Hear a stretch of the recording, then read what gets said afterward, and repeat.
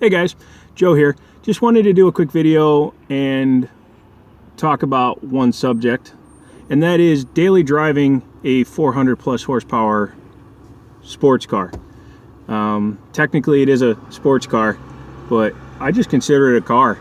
It is a 2014, so it's got all the amenities I need. It's got Bluetooth stereo, it's got an aux jack, it does hands-free phone, it has good cruise control, it has bi-xenon headlights so I can see well, visibility's good in it, and the power that it has is completely usable. So it's not that hard to be a daily driver in a car like this.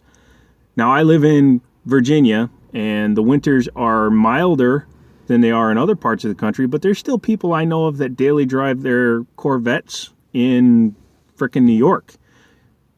Granted, there's going to be some days where you absolutely cannot drive your car, but I've only run into a couple of those. One of which was just this past month, the last week of January. As everybody probably knows, the East Coast got dumped on pretty good, and I wasn't able to drive the car, but I knew I wasn't going to be able to drive the car, so I prepared for that. Other than that, I've actually driven this thing home down a mountain in the middle of a snowstorm and made it home on worn out summer tires. Don't know how I did it because I passed a lot of people in the ditch and I even slid into those little berm ditches a couple of times, but I did it. So it's important to know how to drive a car like this, I guess is the easiest way to put it. This is not my first sports car. I've had a lot of fast cars in my day. This is just my newest one and the only one I ever bought new. But common sense. And in terms of comfort, the day I bought this car, I drove it to Connecticut, which was 500 miles away. So in terms of ride, it's beautiful. It's a long wheelbase two-door car. You know, this has the same wheelbase as like a Ford Taurus, and those ride pretty well too. So ride is not an issue. I did lower it with the BMR lowering springs, but I didn't change the shocks, just the springs. The springs are between 1.5 inches and 2 inches shorter, and that does make it stiffer, but it in no way makes it punishing because it still has the factory shocks to kind of compensate for that. Now, it's getting up there in mileage. I have just under 70,000 miles on it now. And just the last week, I went from 68,887 or whatever it had to 69,300. So it's getting up there. It's about to break 70,000 miles. So it's probably going to need a clutch soon. The brakes feel good, but I'm probably going to have to do those too. Tires, they're not that great, but I'm going to be putting on a different set of wheels for the good weather, so that's not as big a deal. So the only real downside to this particular car, this Mustang with the track pack, is maintenance costs. It takes 8.5 quarts of 5W50 full synthetic oil. They changed that from the 2013 car, or pardon me, the 2012 car, because the thinner oil, the 5W20, just wasn't quite good enough to deal with the way people were driving them, to be quite frankly. I'm sure 5W20 is fine. So they made a change for 2013 stating that you had to run 5W50 in the motor. That's all I've ever run in this car, so it's all I'm going to continue to run in it. But an oil change, for me, working at a dealership, is still $100.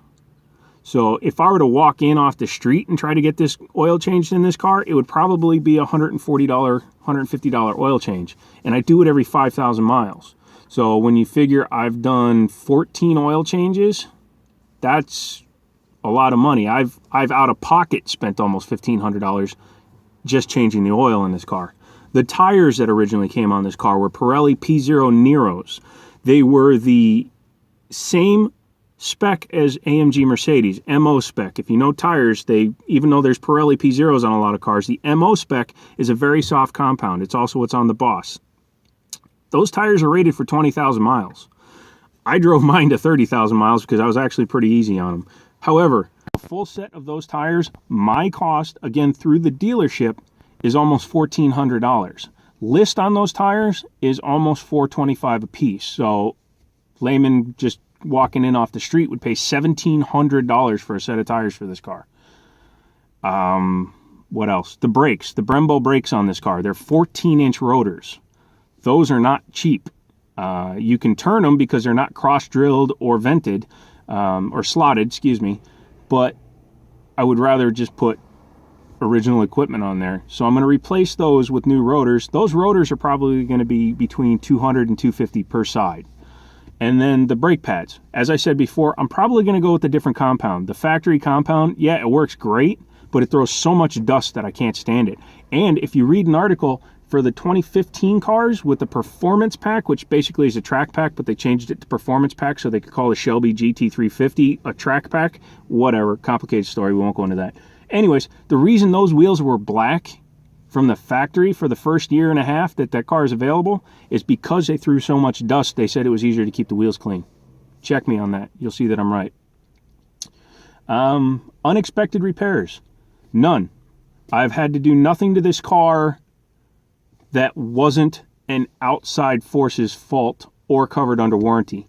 Now, when I first got the car, the first winter, it was having this weird misfire condition where it would sit and run basically only on 4 cylinders until it died. Then when you restarted it, it would clear out and it wouldn't even throw a code. And if you read Motor Trend, I believe it was Motor Trend, when they did a long-term test of one, they had the same problem. It's intermittent and it doesn't store a code. But I had the cam sensors replaced and seemed to be no problem after that. So maybe it was a cam sensor just wasn't reading right. I have no idea. But I haven't had that problem in probably 40,000 miles. Last thing, my car's name is Thumper. The reason I call her Thumper is because she kills rabbits like you wouldn't believe. I have actually taken out 7 rabbits with this car. And one was a jackrabbit, and I wish I had some pictures still. I'll try to find them, and if I can, I'll put them up on my my Twitter page. But I had this car for 56 days, and I hit a jackrabbit, and it literally ripped the front spoiler off the car and knocked one of the grills in. Outside of that, I have had no problems with this car. So you can daily drive a 400 plus horsepower car. It's not as hard as it seems. You just need to exercise caution when driving it. That's all. If you have any questions or comments or I was going to say suggestions for what I should do to the car, but quite frankly, I'm going to do to my car what I want to do to my car. You guys do to your cars what you want to do to your cars. And we'll talk to each other later. Thanks, guys.